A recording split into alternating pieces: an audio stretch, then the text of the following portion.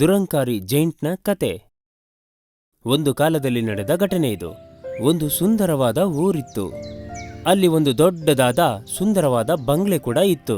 ವಿಧ ವಿಧವಾದ ಹೂಗಳು, ಹಚ್ಚ ಹಸಿರಿನ ಮರಗಳು ತುಂಬಿಕೊಂಡ ಗಾರ್ಡನ್ ಕೂಡ ಇತ್ತು.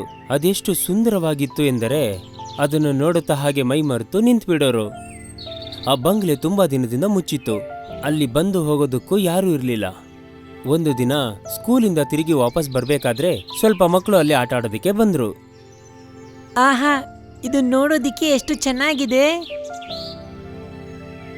ಹೌದು ಗೆಳೆಯ, ಇಲ್ಲಿ ಸುತ್ತಮುತ್ತ ನೀನಿರೋದ್ನ ನೋಡಿದ್ಯಾ? ಎಷ್ಟು ಹಚ್ಚ ಹಸರಾಗಿದೆ ಅಂತ. ಟೀನಾ, ಶಾಲು, ಈ ಹೂಗಳು ನೋಡಿ ಎಷ್ಟು ಚೆನ್ನಾಗಿದೆ. ಆಕಾಶದಲ್ಲಿ ಮಿನುಗೋ ನಕ್ಷತ್ರಗಳ ಹಾಗೆ ಕಾಣಿಸ್ತಾ ಇದೆ ಅಲ್ವಾ? ಹೌದು ರೀನಾ, ನನ್ಗೆ ಜಾಗ ತುಂಬಾ ಇಷ್ಟ ಆಯ್ತು. ಎಷ್ಟು ಸುಂದರವಾದ ಜಾಗ ಅಲ್ವಾ? ಮನೆ ನೆನಪೇ ಆಗೋದಿಲ್ಲ. ನೀನ್ ಹೇಳೋದ್ ನಿಜ ಮೋಹನ್, ನಾವೆಲ್ಲರೂ ಇಲ್ಲೇ ಇದ್ಬಿಡೋಣ ಅನ್ನಿಸ್ತಾ ಇದೆ. ಎಲ್ಲಾರು ಸ್ವಲ್ಪ ಹೊತ್ತು ಸುಮ್ನೆ ಇರಿ, ಏನೋ ಸದ್ದು ಕೇಳಿಸ್ತಾ ಇದೆ. ಹೌದು. ಸರಿ, ಇವಾಗ ನಾವ್ ಹೊರಡ್ಬೇಕು. ಹೊರಡಕ್ಕಂತೂ ಇಷ್ಟ ಇಲ್ಲ, ಆದ್ರೆ ಅಪ್ಪ ಅಮ್ಮ ಕಾಯ್ತಿರ್ತಾರಲ್ವಾ, ನಾ ಹೋಗೋದೇ ಒಳ್ಳೇದು. ನಾವಿವಾಗ ಹೊರಡ್ಬೇಕಾ? ಹೌದು, ನಾ ಹೊರಡ್ಲೇಬೇಕು. ನಾಳೆ ಮನೇಲಿ ಹೇಳಿ ಬಂದು ಬೇಕಾದ್ರೆ ಸಮಯ ಕಳೆಯೋಣ. ಈ ರೀತಿ ಅವರುಗಳು ಒಲ್ಲದ ಮನಸ್ಸಿಂದ ಅಲ್ಲಿಂದ ಹೋಗ್ತಾರೆ. ಆದ್ರೆ ಇದು ದಿನವೂ ನಡೆಯುತ್ತಲೇ ಇತ್ತು. ಪ್ರತಿದಿನ ಸ್ಕೂಲ್ ಮುಗಿದ ನಂತರ ಆ ಗಾರ್ಡನ್ ಹತ್ರ ಬಂದು ಆಟ ಆಡಿ ಮರಳಿ ಮತ್ತೆ ಮನೆಗೆ ವಾಪಸ್ ಹೋಗ್ತಾ ಇದ್ರು ಖುಷಿಯಿಂದ.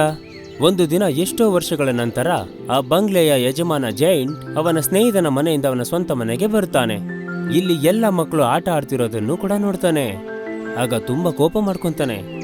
ಆ ಕೋಪದಲ್ಲಿ ಮಕ್ಕಳ ಹತ್ರ ಕೇಳ್ತಾನೆ, ನೀವೆಲ್ಲರೂ ಇಲ್ಲಿ ಏನ್ ಮಾಡ್ತಾ ಇದ್ದೀರಾ? ಇದು ನನ್ ಮನೆ. ಓಡಿ ಓಡಿ, ಇಲ್ಲಿಂದ ಎಲ್ಲ ಬೇಗ ಓಡಿ, ಜೈಂಟ್ ಮತ್ತೆ ಬಂದ್ಬಿಟ್ಟಿದ್ದಾರೆ. ಹೌದು, ಮೊದ್ಲಿಂದ ನೀವು ಹೋಗಿ. ಇದು ನನ್ ಗಾರ್ಡನ್. ಇಲ್ಲಿ ನನಗ್ ಮಾತ್ರ ಇರೋದಕ್ಕೆ ಅವಕಾಶ ಇರೋದು. ನೀವೆಲ್ಲರೂ ಇಲ್ಲಿಂದ ಹೋಗಿ. ಹಾಗೆ ದಾರಿಲ್ ಬರ್ಬೇಕಾದ್ರೆ ಮಕ್ಕಳೆಲ್ಲರೂ ಬೇಜಾರು ಮಾಡ್ಕೊಂಡು ಚಿಂತೆಯಿಂದ ಯೋಚನೆ ಮಾಡ್ತಾರೆ, ನಾವೆಲ್ಲರೂ ಇನ್ನು ಎಲ್ಲಿ ಆಟ ಆಡೋದು ಅಂತ. ಇಲ್ಲಿ ತುಂಬಾ ಸುಂದರವಾಗಿತ್ತು. ಗಿಡ, ಮರ, ಹೂವು, ಪಕ್ಷಿ, ಇವಾಗಿದೆಲ್ಲ ಎಲ್ಲಿ ಸಿಗುತ್ತೆ? ಜೈಂಟ್ ಅವರ ಮನೆ ಸುತ್ತ ಒಂದು ದೊಡ್ಡದಾದ ಕಾಂಪೌಂಡ್ ಕೂಡ ಕಟ್ಟಿಸ್ತಾನೆ.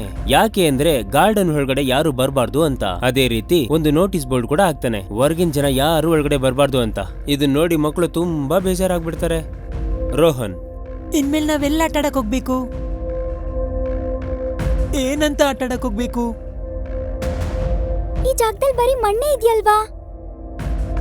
ನಾವೆಲ್ಲ ಎಷ್ಟು ಸಂತೋಷವಾಗಿದ್ವಿ. ಆ ಗಾರ್ಡನ್ ಅಂತೂ ತುಂಬಾನೇ ಚೆನ್ನಾಗಿತ್ತು. ಕಾಲ ಉರುಳುತ್ತಲೇ ಹೋಗುತ್ತಿತ್ತು. ಅದೇ ರೀತಿ ಊರಿನೊಳಗಡೆ ಕಾಲವೂ ಸಹ ಬದಲಾಗ್ತಾ ಹೋಗ್ತಾ ಇತ್ತು. ಸುಂದರವಾದ ಹೂಗಳು, ಹಚ್ಚ ಹಸಿರಿನ ಎಲೆಗಳು, ಮರಗಳು ತುಂಬಾ ಸುಂದರವಾಗಿ ಕಾಣ್ತಿತ್ತು. ಅಲ್ಲಿಗೆ ಎಲ್ಲಾ ತರಹದ ಪಕ್ಷಿಗಳು ಬಂದು ಸುಂದರವಾಗಿ ಹಾಡೋಕೆ ಶುರು ಮಾಡಿದ್ವು. ಆದ್ರೆ ಜೈಂಟ್ ಅವರ್ ಗಾರ್ಡನ್ ಅಲ್ಲಿ ಇನ್ನು ಚಳಿಗಾಲವೇ ಇತ್ತು. ಪಕ್ಷಿಗಳಿಗೆ ಆ ಕಡೆ ದಾರಿಯೇ ಮರೆತೋಗಿತ್ತು. ಈ ಸಲ ವಸಂತ ಕಾಲ ಬರೋದು ಮರ್ತೋಗಿದೆ ಅಂತ ಅನ್ಸುತ್ತೆ. ಬರೀ ಚಳಿಗಾಲದಲ್ಲೇ ಇದೆ ಇನ್ನ. ಅಬ್ಬಬ್ಬಾ, ತುಂಬಾ ಚೆನ್ನಾಗಿದೆ.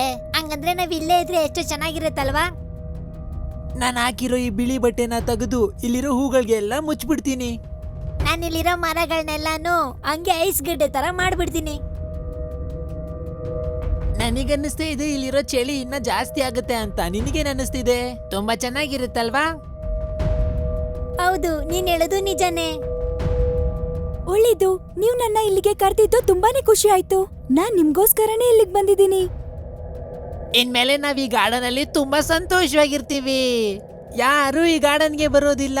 ನಾವೇ ಇಲ್ಲಿನ ರಾಜರು. ಇದೇ ರೀತಿ ಆ ಚಳಿಗಾಲ, ಮಂಜು, ಅದರ ಜೊತೆ ಮೋಡವು ಸೇರಿ ತುಂಬಾ ಚಳಿ ಆಗುವ ಹಾಗೆ ಮಾಡ್ತು. ಸುಂದರವಾದ ಒಂದು ಗಾರ್ಡನ್ ಚಳಿಗಾಲದಿಂದ ಹಾಳಾಯಿತು. ಎಲ್ಲ ಜಾಗದಲ್ಲಿ ಮೋಡ ಮಂಜಾಗಿ ಪರಿಸರವನ್ನೆಲ್ಲ ಹಾಳು ಮಾಡಿ ಹಾಕಿತು. ಸುಂದರವಾದ ಗಾರ್ಡನ್ ಬದಲಾಗಿ ಹೋಯಿತು. ವರ್ಷ ಕಳೆದರೂ ಅಲ್ಲಿ ವಸಂತಕಾಲ ಬರಲೇ ಇಲ್ಲ. ಬೇಸಿಗೆ ಕಾಲವೂ ಅಷ್ಟೇ. ನನಗ್ ಗೊತ್ತಾಗ್ದಿರೋ ವಿಷಯ ಏನಂದ್ರೆ, ಯಾಕಿನ್ನ ವಸಂತ ಕಾಲ ಬಂದೇ ಇಲ್ಲ? ಇಷ್ಟೊತ್ತಿಗೆಲ್ಲ ಬರ್ಬೇಕಿತ್ತಲ್ವಾ? ನನ್ ಗಾರ್ಡನ್ ಅಲ್ಲಿ ಮಂಜೆಲ್ಲ ಹಂಗೆ ಇದೆ. ಚಳಿಗಾಲ ಇನ್ನ ಹೋಗಿಲ್ಲ. ಏನ್ ನಡೀತಾ ಇದೆ ಇಲ್ಲಿ? ನಾನು ಎಲ್ಲಾ ಜಾಗದಲ್ಲೂ ಹಣ್ಣು ಮತ್ತೆ ಹೂಗಳನ್ನ ಕೊಡ್ತೀನಿ. ಆದ್ರೆ ಈ ಜೈಂಟ್ ಗಾರ್ಡನ್ ಹತ್ರ ಮಾತ್ರ ನಾನ್ ಹೋಗೋದೇ ಇಲ್ಲ. ಯಾಕಂದ್ರೆ ಆ ಜೈಂಟ್ ತುಂಬಾನೇ ಕೆಟ್ಟವನು. ವರ್ಷಗಳೇ ಉರುಳಿ ಹೋದವು. ಯಾವ ಶುಭ ಕಾಲವೂ ಬರಲೇ ಇಲ್ಲ. ಆ ಚಳಿಗಾಲ ಒಂದೇ ಇತ್ತು. ಜೈಂಟ್ ಕೈಯಿಂದ ಆ ಚಳಿಗಾಲನ ತಡ್ಕೊಂಡಿರೋಕೆ ಆಗ್ಲಿಲ್ಲ. ಅವನು ಅವನಿದ್ದ ರೂಮಿಂದ ಹೊರಗಡೆ ಅಂತೂ ಬರ್ಲೇ ಇಲ್ಲ. ಜನಗಳನ್ನ ನೋಡೋದೇ ಮರ್ತ್ಬಿಟ್ಟ. ಇದೇ ರೀತಿ ಆ ಊರಲ್ಲಿ ವರ್ಷಗಳೇ ಉರುಳಿ ಹೋದವು. ಅದಾದ್ಮೇಲೆ ಒಂದಿನ ಮುಂಜಾನೆ ಜೈಂಟ್ ಅವನ್ ಬೆಡ್ ಮೇಲೆ ಮಲಗಿರ್ಬೇಕಾದ್ರೆ ದಿಢೀರ್ನೆ ಒಂದು ಒಳ್ಳೆ ಶಬ್ದ ಅವನ ಕಿವಿಯ ಒಳಗಡೆ ಬಂದು ಬಿತ್ತು. ಅದನ್ನ ಕೇಳಿಸ್ಕೊಂಡು ಎದ್ದೇಳ್ತಾನೆ. ಅದೇನಾಗಿರ್ಬೋದು ಅಂತ ಎದ್ದು ಬಂದು ನೋಡಿದಾಗ ವಸಂತ ಕಾಲ ನನ್ ಗಾರ್ಡನ್ಗೆ ಬಂತು ಅಂತ ಅನ್ನಿಸ್ತಾ ಇದೆ. ನಾನ್ ಬೇಗ ಹೊರಗಡೆ ಹೋಗಿ ನೋಡ್ಬೇಕು, ಅವಾಗ್ಲೇ ಅಲ್ಲಿ ಏನ್ ನಡೀತಾ ಇದೆ ಅನ್ನೋದು ಗೊತ್ತಾಗತ್ತೆ. ಅವನು ಆಚೆ ಬಂದು ನೋಡಿದಾಗ ಅವನು ಕಟ್ಸಿದಂತ ಕಾಂಪೌಂಡ್ ಅಲ್ಲಿ ಒಂದು ಚಿಕ್ಕದಾದ ಕಿಂಡಿ ಆಗಿರುತ್ತೆ. ಅದರಿಂದ ತುಂಬಾ ಜನ ಮಕ್ಕಳು ಗಾರ್ಡನ್ ಒಳಗಡೆ ಬಂದಿರ್ತಾರೆ. ಒಂದೊಂದು ಮರದ ಮೇಲೂ ಒಂದೊಂದು ಮಕ್ಕಳು ಕೂತಿದ್ದರು. ಸಂತೋಷವಾಗಿ ಆಟ ಆಡ್ತಿದ್ರು. ಅವ್ರು ಮಾಡೋ ಚೇಷ್ಟೆ, ಅವ್ರ ಆಡೋ ಆಟಗಳು ಇದೆಲ್ಲವನ್ನು ನೋಡಿ ಗಾರ್ಡನ್ನೇ ಬದಲಾಗಿ ಹೋಯಿತು. ಓಹೋ, ಏನಿದು ಇಷ್ಟೊಂದ್ ಮಕ್ಳು ಬಂದಿದ್ದಾರೆ. ಎಲ್ಲಾರು ಒಂದೊಂದ್ ಮರದಲ್ಲಿ ಹತ್ತು ಕೂತ್ಕೊಂಡಿದ್ದಾರೆ. ಈ ಮಕ್ಕಳೆಲ್ಲ ಮತ್ತೆ ವಾಪಸ್ ಇಲ್ಲಿಗೆ ಬಂದಿರೋದಕ್ಕೆ ನನಗೆ ತುಂಬಾ ಖುಷಿ ಆಗ್ತಾ ಇದೆ. ಇವಾಗ್ಲೇ ನನಗೆ ಹೊಸ ಜೀವನ ಸಿಕ್ಕಿರೋ ಹಾಗೆ ತುಂಬಾ ಖುಷಿ ಆಗ್ತಾ ಇದೆ, ಗೊತ್ತಾ? ಹೌದು, ಅಲ್ಲಿ ನೋಡಿ, ಇವ್ರಿಷ್ಟು ದಿನ ಆದ್ಮೇಲೆ ವಾಪಸ್ ಬಂದಿರೋದಿಕ್ಕೆ ವಸಂತ ಕಾಲ ಕೂಡ ಇವ್ರ ಜೊತೆನೇ ಬಂದಿದೆ. ಸುಂದರವಾದ ಹೂಗಳು ಸುಗಂಧ ಪರಿಮಳ ಬೀರ್ತಾ ಈ ಜಾಗಕ್ಕೆ ಬಂದಿದವೆ. ಎಷ್ಟೋ ದಿನ ಆದ್ಮೇಲೆ ಎಲ್ರು ಬಂದು ಇಲ್ಲೆಷ್ಟ್ ಚೆನ್ನಾಗಿ ಆಟ ಆಡ್ತಿದಾರೆ ನೋಡು. ಎಲ್ಲಾ ಜಾಗನೂ ನೋಡಕ್ ತುಂಬಾ ಚೆನ್ನಾಗಿದೆ. ನಾವು ಕೂಡ ತುಂಬಾ ಸಂತೋಷವಾಗಿದ್ದೀವಿ. ಮತ್ತೆ ನಮಗ್ ಗಾರ್ಡನ್ ಸಿಕ್ಬಿಡ್ತಲ್ವಾ? ಇಲ್ಲೋಡು, ಮೊದ್ಲಿನ ತರನೇ ಗಿಡ ಮರ ಹೂವ ಎಲ್ಲಾನು ವಾಪಸ್ ಬಂದಿದೆ. ಮತ್ತೆ ಖುಷಿಯಾಗೂ ಕೂಡ ಇದೆ. ಈ ಬಣ್ಣ ಚಿಟ್ಟೆ ನೋಡಿ ಎಷ್ಟು ಸುಂದರವಾಗಿದೆ. ಗಾರ್ಡನ್ನ ಪಕ್ಕದಲ್ಲಿ ಗಾರ್ಡನ್ನ ಒಂದು ಮೂಲೆಯಲ್ಲಿ ಒಂದು ಮರದ ಮೇಲೆ ಇನ್ನು ಚಳಿಗಾಲ ಹಾಗೆ ಇತ್ತು. ಅಲ್ಲಿ ಒಂದು ಚಿಕ್ಕ ಮಗು ಅಳುತ್ತಾ ಇರುವಂತ ಶಬ್ದ ಕೇಳಿಸಿತು. ನನ್ ಮರದ ಮೇಲೆ ಹೇಗಾದ್ರೂ ಮಾಡಿ ಹತ್ತು ಕಂದ. ನಾನ್ ತುಂಬಾನೇ ಚಿಕ್ಕವನು, ನನ್ ಕೈಯಲ್ಲಿ ಹತ್ತಕ್ಕಾಗೋದಿಲ್ಲ. ನಾನ್ ತುಂಬಾ ಕೆಟ್ಟದಾಗಿ ನಡ್ಕೊಂಡ್ಬಿಟ್ಟೆ.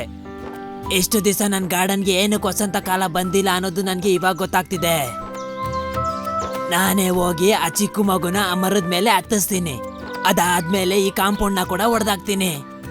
ಜೈಂಟ್ ಬರ್ತಿದ್ದಾನೆ, ಎಲ್ಲಾರು ಬನ್ನಿ. ಅವನು ಬರಕ್ಕೂ ಮುಂಚೆನೆ ನಾವೆಲ್ಲರೂ ಇಲ್ಲಿಂದ ಓಡೋಗೋಣ. ಬೇಗ ಓಡೋಗಿ. ಇಲ್ಲ ಮಕ್ಳೇ, ನಾನ್ ನಿಮ್ ಯಾರಿಗೂ ಬೈಯೋದಿಲ್ಲ. ಇರಿ ಗೆಳೆಯರೇ, ಜೈಂಟ್ ಏನೋ ಹೇಳ್ತಾ ಇದ್ದಾರೆ. ನನ್ನ ಕ್ಷಮಿಸ್ಬಿಡಿ, ನಾನು ತುಂಬಾ ದೊಡ್ಡ ತಪ್ಪು ಮಾಡ್ಬಿಟ್ಟೆ. ಈ ಗಾರ್ಡನ್ ಇನ್ಮೇಲೆ ನಿಮ್ಗಳದು. ಮಕ್ಕಳೆಲ್ರೂ ಒಬ್ರು ಮುಖ ಒಬ್ರು ನೋಡ್ಕೊಂತ ಇದ್ರು. ಜೈಂಟ್ ಹಾಗೆ ನಡ್ಕೊಂಡು ಆ ಚಿಕ್ಕ ಮಗು ರಾಜು ಹತ್ರ ಹೋಗ್ತಾ ಇದ್ದ. ಕಂದ, ನೀನ್ ನನ್ ಕೈನ ಹಿಡ್ಕೋ. ನಾನ್ ನಿನ್ನ ಎತ್ತಿ ಮರದ ಮೇಲೆ ಕೂರಿಸ್ತೀನಿ. ಅವಾಗ್ಲೇ ಇಲ್ಲೂ ಕೂಡ ವಸಂತ ಕಾಲ ಬರೋದು. ಸರಿ. ನೋಡಿದ್ರಾ, ಜೈಂಟ್ ನಗ್ತಾ ಇದ್ದಾರೆ. ಜೈಂಟ್ಗೆ ಇವಾಗ ನಮ್ಮ ಮೇಲೆ ಕೋಪ ಇಲ್ಲ. ಇನ್ಮೇಲೆ ಆಟ ಆಡೋದಿಕ್ಕೆ ನಾವೆಲ್ಲ ಇಲ್ಲೇನೆ ಬರೋಣ. ಇಲ್ ನೋಡಿ ಮಕ್ಳ, ಇನ್ಮೇಲೆ ಈ ಗಾರ್ಡನ್ ನಿಮ್ಗಳ್ದೇನೆ. ದಿನ ಬನ್ನಿ, ದಿನ ಆಟಾಡಿ. ತುಂಬಾ thanks giant uncle, we all love you.